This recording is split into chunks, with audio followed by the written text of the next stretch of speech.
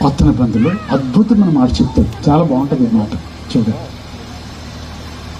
అపోస్తలుడు పౌలు కొలస్సీ సంఘానికి రాసిన పత్రికలో 2వ అధ్యాయము 6వ వచనం చదవండి. చాలా బాగుంటుంది.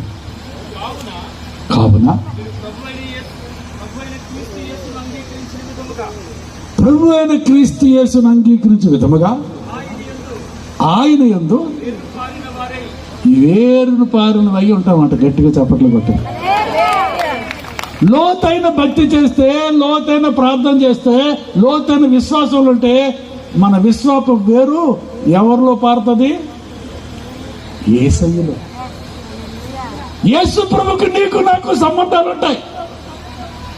లోతైన భక్తి చేసిన వాళ్ళకి, లోతైన ప్రార్థన చేసిన వాళ్ళకి, లోతైన విశ్వాసం ఉన్న వాళ్ళకి ఎవరిలో వేరు పారుతారు? యేసు ప్రభులు. వేరు లేకపోతే ఎంత నష్టమో తెలుసా? అది కూడా చూద్దాం ఒక్క మాట. నేను నెక్స్ట్ దానికి వెళ్ళిపోతాను. లూకా సువార్త 8వ